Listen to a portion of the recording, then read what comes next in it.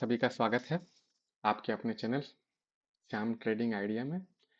जैसा कि कल मैंने बताया था, तो मार्केट हूबहू उसी तरह रिएक्ट किया है। जैसा कि कल मैंने बताया था कि पैटर्न आपको जो मिलेगा, वो पैटर्न आपको इस तरह का हाई में मिल जाएगा। थोड़ा सा यहाँ पे डाउन में मिला, लेकिन ये अच्छा चीज रहा। तो आज भी जैसा देखेंगे कि जैसा कल मैंने बताया था कि सारे इंडाइसेस के सीपीआर पॉजिटिव है, लेकिन वाइट थे, इसलिए एक सीमित रेंज में आपको मिला। ठीक है, तो ये चीज होना ही था, ऐसा ही हुआ है। तो अब बात करते हैं कि कल जैसा कि सेंसेक्स की एक्सपायरी है, तो उस सेंसेक्स की एक्सपायरी में क्या करना है। तो हमारे लिए आज इसमें एक ऐड हो जाता है कि हम निफ्टी के साथ सेंसेक्स की एक्सपायरी को देखें, क्योंकि वहाँ जो वोलेटाइल मार्केट रहेगा उसका इम्पेक्ट निफ्टी पे भी कहीं ना कहीं होगा। तो रोज की तरह चलते हैं पहले कि ग्लोबल मार्केट में क्या चल रहा है। तो ग्लोबल मार्केट को अगर देखने जाएंगे, तो वहां पे देखेंगे कि अभी क्या चल रहा है। तो अगर बात करें, तो डाउ जोन्स में अभी तक ये जो पॉजिटिव शुरुआत देखने को मिली है, ये एक अच्छी संकेत है। यहाँ पे 246 का है। थोड़ा सा चिंता का विषय अगर देखेंगे, तो वो निकई से आ रहा है कि निकई में ये डाउन है, ये अपने लिए थोड़ा सा नेगेटिव है। ठीक है, यहाँ पे हमें अच्छा पॉजिटिव दिख रहा है। फिर यहाँ पे थोड़ा सा डॉलर इंडेक्स स्ट्रॉन्ग दिख रहा है, ये हमारे लिए नेगेटिव का साइन दिख रहा है। ठीक है, तो थोड़ा सा यहाँ पे जब नेगेटिव दिखता है डॉलर इंडेक्स पे, तो इसका कहीं ना कहीं असर कहाँ पे चल जाता है, ये बैंक निफ्टी को करता है, ये ध्यान रखिए। ठीक है, डॉलर अगर बढ़ता है तो वहाँ बैंक निफ्टी को बहुत डायरेक्टली इम्पेक्ट करता है। अब बात करते हैं कि सीपीआर क्या कहता है। ठीक है, हमारा सीपीआर का डेटा क्या कहता है। आज का सीपीआर का डेटा थोड़ा इंटरेस्टिंग होने जा रहा है। तो अगर सीपीआर का डेटा देखेंगे, तो निफ्टी में बात करें तो यहाँ पे एक नेरो पॉजिटिव बना है। ठीक है, और यहाँ पे 100 एकदम बाउंड्री लाइन पे है। मतलब 100 मेरा जो मानना रहता है क्या है कि 100 के नीचे हम उसको नेरो माने, 100 के ऊपर वाइड माने। और अब इसको वाइड और नेरो का अगर तुलना करने जाएंगे, तो यहाँ पे एक गणित होता है। तो ये गणित क्या है कि जैसे अगर किसी घर में दो भाई है, ठीक है, दो भाई हैं, तो हम एक को बड़ा एक को छोटा क्यों बोल सकते हैं, क्योंकि हम कल से कंपैरिजन कर लेते हैं, माने एक से दूसरे को कंपैरिजन कर लेते हैं। तो उसी तरह अगर इस 100 को हम वाइड माने या नेरो माने, इसको कंपैरिजन करेंगे, तो कल का जैसा जो सीपीआर निकल के आया था वो शायद 113 या मतलब 100 प्लस था। तो आज 100 है, तो हम इस कारण इसको भी क्या मानेंगे, नेरो सीपीआर मानेंगे। तो थोड़ा इस कंसेप्ट को समझिए। आप हमारे साथ ऐसे ही वीडियो में जुड़े रहेंगे तो टेक्निकल चीजें भी सीखेंगे। इसलिए हमारे वीडियो को सब्सक्राइब कर ले और बेल आइकन को जरूर दबा दे। अब बात आता है कि मिड कैप नेरो है लेकिन नेगेटिव है, तो इस नेगेटिव पे भी चर्चा करेंगे। फाइनेंस निफ्टी भी नेरो है, सेंसेक्स भी नेरो है। 52 सेंसेक्स के लिए बहुत ही नेरो हो जाता है। बैंकिक्स में थोड़ा सा जैसे यहाँ पे है, लेकिन इसको भी नेरो। अब एक इंटरेस्टिंग निफ्टी मेटल में है, और आईटी बहुत खतरनाक पॉजिटिव है। ठीक है, तो जनरली ये नेगेटिव जो रहता है देखने में, तो ये नेरो है। ठीक है, और ये दोनों पे हमें कल मार्केट पे ध्यान देना पड़ेगा। ठीक है, अब नेरो नेरो नेगेटिव रहता है ना, तो उसका क्या है, नेरो पॉजिटिव रहा तो मतलब वो सिंगल डायरेक्शन पे रहेगा। नेगेटिव है मतलब अगर वो थोड़ा बहुत नीचे जाके वहां से डायरेक्शन रिवर्सल मार सकता है। अगर ये चाहे तो मार्केट के साथ ऊपर है। तो अगर याद रखिए कि अगर आपको इसके वजह से क्या मिल रहा है, अगर ये सुबह सुबह थोड़ा सा नेगेटिव आपको दिखता है, तो आपको क्या करना है, इन दोनों का पॉजिटिव होने का इंतजार करना कि ये डायरेक्शन कब बदल देते हैं। एक बार ये डायरेक्शन बदल गए, इनके साथ हो गए, फिर मार्केट इसमें चलेगा। ठीक है, तो नेगेटिव नेरो को समझना बहुत जरूरी है।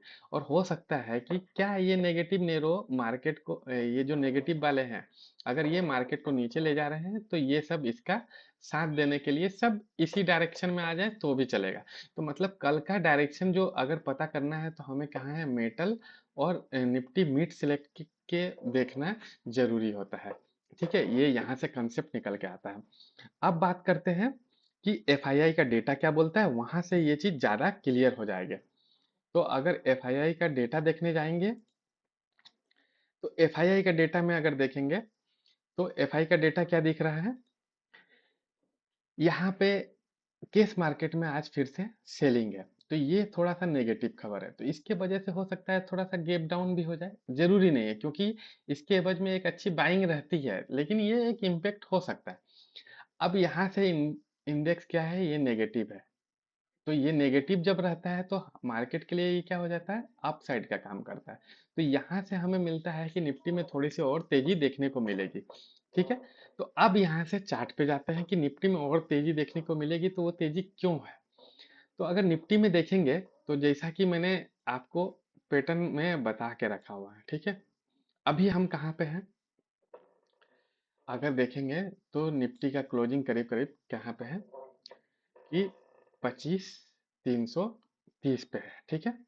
तो यहाँ पे से ऊपर जाने के लिए हमारे पास अभी भी क्या है, 431 में बोल रहा है, वहां से रेजिस्टेंस जोन स्टार्ट हो रहा है जो 525 तक जाता है। एक बार ये बाधा टूट जाएगा तो आगे सब कुछ हो जाएगा। तो अभी जब तक है तो हमें लगता है कि 431 तक तो कोई रिस्क जोन नहीं है। तो यहाँ से भी हमें पॉजिटिव व्यू देखने को मिल रहा है, ठीक। अब वापस से मैं आपको सीपीआर डेटा में लेके चलता हूँ, जहां से हमें कल के लिए बाइंग का कहाँ अपॉर्चुनिटी रहेगा। तो हो सकता है कि थोड़ा सा आपको ना ये 311 या 288 ये बहुत करीबी भी है, ठीक है। तो ये दोनों डेटा को याद रखिए, एक तो बॉटम सीपीआर 311 और एक S1 288 का। इन दोनों से भी अगर नीचे सपोर्ट का बात करें तो नीचे यहाँ से खुले और यहाँ से रिवर्सल मारे तो आप इंटर कर जाइए। दूसरा चीज है कि हो सकता है मार्केट अगर 324 के ऊपर खुल जाए, ठीक है, या फिर आज का हाई 346 के ऊपर निकल जाए, जैसे आज निकल गया था। तो अगर उसके ऊपर निकलता है तो आपके लिए फ्री है कि आप 430 तक तो मैंने विदाउट निश्चिंत से जा सकते हैं। 431 के ऊपर से रेजिस्टेंस जोन होता है, तो वहां से आप ट्रेलिंग स्टॉप लॉस जरूर रखें, ताकि आपको जो जो मैक्सिमम प्रॉफिट है उस दिशा में बढ़े। ठीक है। अब ये सेंसेक्स की एक्सपायरी कल है, तो उसका असर यहाँ पे दिख सकता है कि सेंसेक्स की एक्सपायरी, अब सेंसेक्स की एक्सपायरी देखेंगे तो सेंसेक्स है पॉजिटिव सीपीआर, ठीक है। अब सेंसेक्स में अगर बात करें तो उसमें क्या रहता है ना, आईटी का बहुत बड़ा योगदान रहता है। मतलब आईटी अगर बुलिश होगा तो बहुत तगड़ा सेंसेक्स जाता है, और आईटी काफी नेरो है, ठीक है। तो यहाँ से ये एक पॉजिटिव संकेत मिलता है कि हो सकता है कि ये शुरुआती में अगर ये अच्छा डायरेक्शन पकड़ ले पॉजिटिव तरफ, तो अगर ये पॉजिटिव की तरफ निकला तो मार्केट एक अच्छा पॉजिटिव की तरफ बन जाएगा। तो अगर आपको सेंसेक्स में पोजीशन कल बनानी है तो वहां पे भी एक अच्छा मौका मिलेगा, लेकिन उसके लिए हड़बड़ नहीं करने का कि आपको सुबह उठते आपको मिलेगा नहीं मौका, ऐसा नहीं। आपको इन दोनों को देखिए, हो सकता है कि इन दोनों जो नेगेटिव है उसके वजह से आपको एक अच्छा एंट्री मिले। तो वो एंट्री को अगर आप हासिल कर पाएंगे तब आपको सेंसेक्स में अच्छे पैसे बनेंगे। और थोड़ा रिस्क कम रखना चाहते हैं तो बेटर है कि आप निफ्टी में ही रहें, जो आपके लिए काफी अच्छे फायदेमंद साबित दिख रहा है। क्योंकि यहाँ से भी लेवल जो दिख रहा है कि आपको R1 और R2 388 और 359 का जो लेवल है वो काफी अच्छा लेवल है, तो यहाँ तक तो हम जा ही सकते हैं, कोई दिक्कत नहीं है। तो आपको 311 288 कहीं से बॉटम मिल जाए, कहीं से मिल जाए, तो वहां से एंटर कर सकते हैं।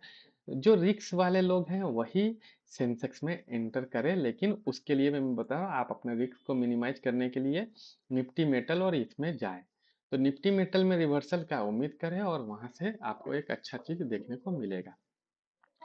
तो इसी आशा के साथ मैं यहाँ पे क्लोज करता हूँ कि मेरे द्वारा दिए गए सुझाव आपके काम आ रहे होंगे। और मैं आपको फिर से आगाह करता हूँ कि मैं ये जो भी चीज़ करता हूँ, जो भी चीज़ बता रहा हूँ, एक ये केवल और केवल एडुकेशन पर्पस के लिए है। आप कुछ भी निवेश करना चाहें तो अपने फाइनेंशियल एडवाइजर से एक बार जरूर सलाह जरूर लें, उसके बाद ही करें। मैं केवल एक सिखाने के प्रयास से ये चीज़ करता हूँ, ताकि आपके नॉलेज को बढ़े और आप इसको करें, नॉलेज के व्यू से करें। ठीक है, आज के लिए इतना ही। धन्यवाद।